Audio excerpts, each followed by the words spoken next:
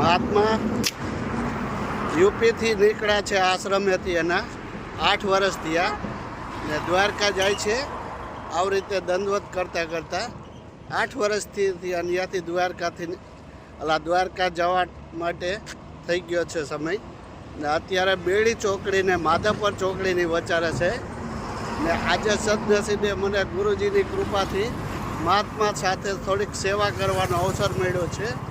જય ગુરુદેવ, જય ગુરુદેવ, જય ગુરુદેવ.